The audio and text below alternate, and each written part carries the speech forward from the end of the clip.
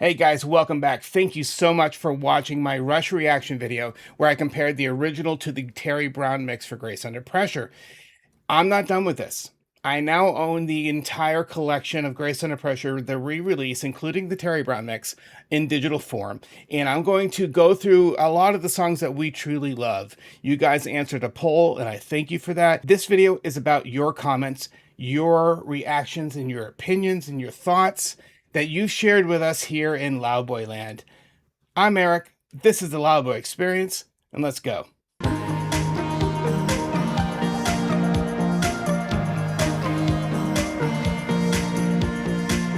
I have not responded in person to a lot of your stuff recently because I've been saving them up. Because I wanted to do this in person, in real time, read your comments for the first time, and respond in like so. Guys, let's get to it. Here we go. For the first one, left only 18 hours ago for the Rush reaction video, Grace Under Pressure versus Terry Brown, and WLRLLL, or is that 3? Whatever. I got to stop reading usernames. He says, for me, the new mixes, he's talking about the Terry Brown mix, one sounds great, and some put Neil in the corner. All right, understandable. I know what you mean. And I said that in this very video that there was no consistency within a song, within a section. I found some discrepancies and differences that I couldn't follow this perfect roadmap. Like, oh, I love all of this. No, in some sections I really loved, in some sections I didn't. So I hear you, I feel you. Next one. Wow, amazing. I think all you have to do is pull the keys back so that all the other instruments just popped. And great minds. Early on, you said about the Terry Brown mix, you said, hear that? What did you hear? Immediately, I thought power. And then you said power trio. Love it, man. I love it when we're in sync. We're both right. I watched the Grace Under Pressure video on YouTube last night, and it occurred to me, reminded me, that I think that there are a lot of forgettable songs in the album. Gasp, redundancy, which is unheard of from the band. Save perhaps Caress of Steel. I guess we now know how good the Terry Brown mix would certainly help the album if it was put out back in the 80s. Keep up the great work, man. Thank you so much. Thank you for watching, your kind thoughts, your words, and I love that we're in sync, man. Appreciate you, bro. All right, fun to hear. I like both. To my ears, the original is a blend and sets a mood. I agree. There's such a perfect, I don't even know, let's get the right words. There is a timestamp sonically of the original mix that just fits within that era and for that collection of songs. Does that make sense? Like, it just works. Now, can also at the same time be excited to hear a completely fresh take, a different take, a new mix by Terry Brown. And therefore, I can listen to both and enjoy parts of both. So I feel you on that. To my ears, the original is a blend, sets a mood. The new production brings a sharper, brighter sound that brings much of the instruments and vocals forward individually. What is properly? Neither is wrong. Preference is personal, and that shows that between the two producers. People have remarked about Geddy's thoughts. He liked the original and the new production, but that doesn't really matter. You're the listener. Thanks for the breakdown. You are very welcome. And you're right. When you say you're the listener, and that sometimes all that other noise, opinions, and voices out there, they don't matter. At the end of the day, what we feel in the moment, our subjective thoughts and likes and loves of a specific song, even passage of a song, are what matters. And that is the beauty of all this. So I appreciate you. Thank you so much, man. I love all Rush, but for some reason, I never got into this album. Sounded like 80s pop for me. It still does. Although there are a couple songs I really love. I know. Excuse me again. When you say you love all Rush, yes, that is a nice, concise way to sum up how I feel. And yet that 80s pop sensibility that, say, Grace Under Pressure, especially Power Windows, has, parts of Hold Your Fire, that sensibility into 80s pop, I do like it because I like some pop music, some. pop music of certain eras. It has to be specific, it has to be well produced, it has to be well written and crafted, but I still like it a lot. So when I hear my favorite band in the world skewing towards that kind of 80s pop, even synth pop sound, I'm thinking, well, at least this is Rush doing it. Okay? And not some horrible band from California or even the UK. You know what I mean? Some other band doing that. It's Rush. And if I want to get into 80s pop, you better believe I'm going to listen to Rush over almost everyone else. There you go. I wish I could say that Neil was front and center on Run Sector A. Yeah. Modern mixes sound hot due to compression, whereas the 80s CDs do not. Yeah, I know. I've heard some of this as well. We suffered through the loudness wars, yes, of the 2000s, with Rush Vapor Trails being one of the worst examples. Thankfully, we are mostly past the loudness wars. I know, isn't that good? But the mid 80s have a dynamic range that later compressed. And yes, I agree. That whole transition into digital, and really you could push so many limits, literal limits, that, this, which we can describe as loudness noise, right? Mixes were different and everything just pegged to the nines. Something that I did illustrate, and check out my Vapor Trails video where you can just hear that. You can see that literally in the waveforms that I show on screen during that video. He continues. Overall, I prefer the original mix, remastered, but I do like some of the choices Terry Brown made with this mix. The trouble with the remixes is if one of your favorite parts gets removed and pushed back, you start screaming. The new mix sounds punchier to me. And that was my impression. Being a naturally violent music fan, I prefer this new mix. Okay, thanks, man. Midlives matter. Save the highs for after dinner. Terry brought Alex back to life. Cute take on that. Terry Brown all day long. Brown's drums have so much more body and snap. I know, I could hear that as well, right? Where you could hear the resonance, the tenor and the depth and the shell. You could hear a more pure drum sound in so many different parts and different songs of Terry's mix. I hope I said that right, but yes, I agree, man. Brown's vocals also have more body and sound, more human. Interesting.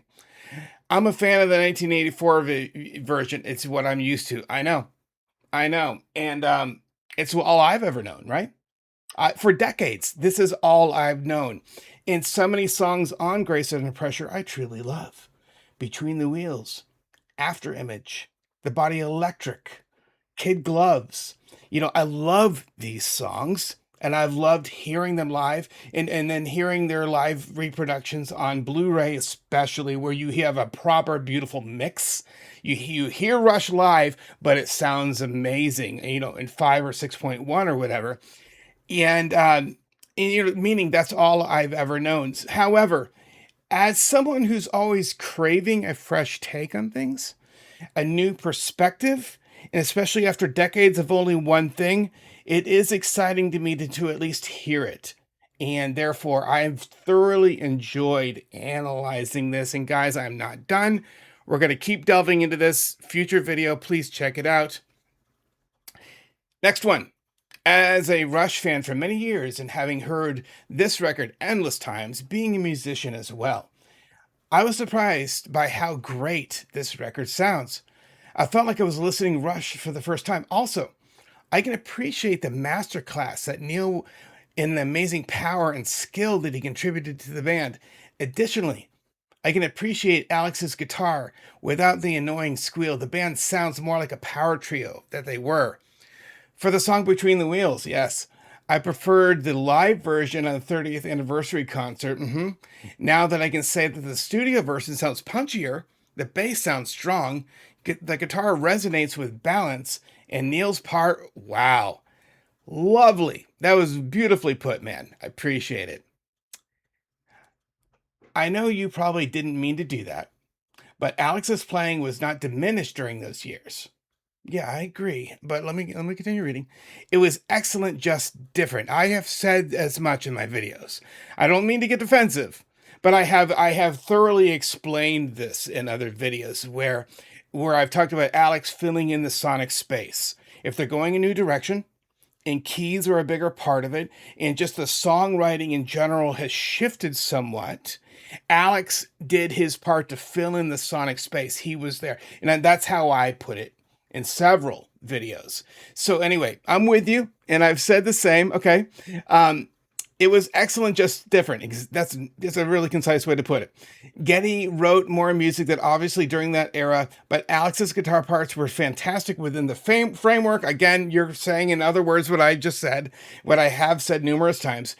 Different than what he had done in the past, but obviously, nonetheless, it was great. Love the Terry Brown mixes. Yes, hey, I couldn't agree more.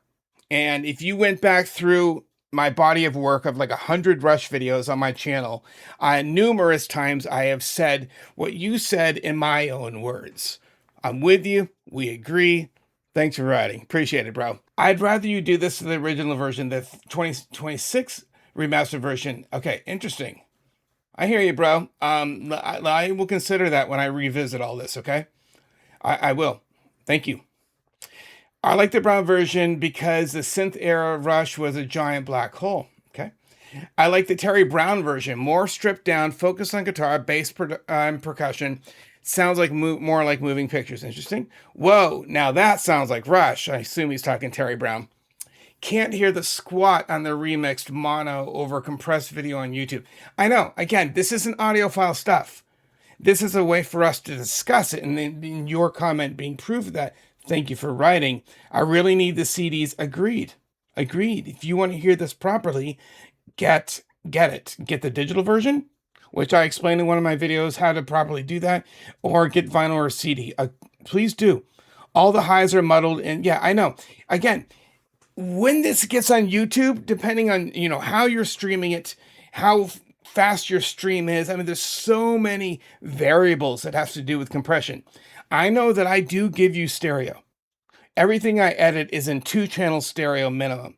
And then it gets encoded that way. I put up the best quality video and audio I can on YouTube. From there, it's out of my hands. Whatever you get, stream, and you get to. So therefore, I do my best to give you the very highest quality every time I make a video. But what the takeaway from this is, yes, get yourself. If you can't afford the CD and vinyl big box set, get the digital version. That's what I did. And at least you'll have those versions for now. Okay?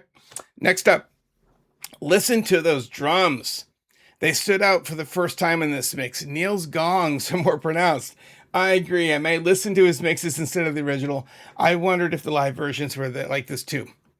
My favorite Rush album, and this is going to be better in March. My favorite Fates Warning album. A Pleasant Shade of Gray, so there, better focus. Thanks, man. During the crescendo da-da-das and the second da-da-da, Neil plays a triplet. You can almost tell that it's triplet on the original, but the drums were so muddled and undefined. In the Terry Brown mix, you can hear it distinctly like the Moving Pictures, etc. This new mix sounds more like Signals, which is nice, which is still synth heavy, but Brown produced. It was definitely a mistake to change producers, I know, after what they did and the different producers of every album. Almost like they were searching for a sound and they didn't know what if they ever found. Whereas when they first worked with Terry and they made and said he made them sound exactly the way they wanted to sound right away. And it's apparent from all those insanely great sounding albums. Agreed. The Terry Brown run of albums is insane. Well said, bro. Appreciate you. Over $300 for the remastered album, hard pass. I know, guys, get the digital version, okay? That's what I can get for now. For whatever reason, well, mainly monetary, I have not gotten the box set, but I have the entire set, okay? This is remastered 2026, Terry Brown 2026, and the entire live 1984 concert. It's like 37 songs, and I got it for like 20 bucks, right? $23. I happen to get it through I think like Amazon Music, right? And meaning like I actually own it proper. Someday, yes, of course I'd love to have hard media of this, but yes, I agree. If you can't afford 300, guess what? You can get it for under 30. Okay? Less than 10% of that. Next one. I would love to hear what Terry Brown and Steven Wilson can do. Yeah, agreed. I'm going to talk more about Steven Wilson soon, guys, for the mixing and mastering respectively to hold your fire. We have talked about this a few times on this channel. That has to be one of the most listened to albums of the entire catalog. Presto would be wonderful as well. Interesting. That one has always been in dire need of the taming the highs and bring down the. Yeah, that one is another word. Like I use the word tinny, right? I don't even know if that's a word or a phrase or if it's even applicable, but I use the word tinny because again, that really high. I know what you mean by presto. All right. Presto would be wonderful. Well, that has always been one of the dire need of taming. Okay. As much as I love that album, I don't care what anyone says. I prefer the original. And finally, who cares about keyboards? It's a question for the ages, my friend. Guys, thank you so much for your comments. Please keep sending them. It has always been my goal to respond to every one of you every time. And as our family here in Loudboy Land at the Loudboy Experience has grown, I have kept up with this. But I do enjoy speaking on the fly in real time, reading your comments for the very first time. This time about the Rush reaction, Grace Under Pressure. I hope you like this as well. And hey, leave me a comment if you don't. I'm Eric. This is the Loudboy Experience. I'll catch you next time.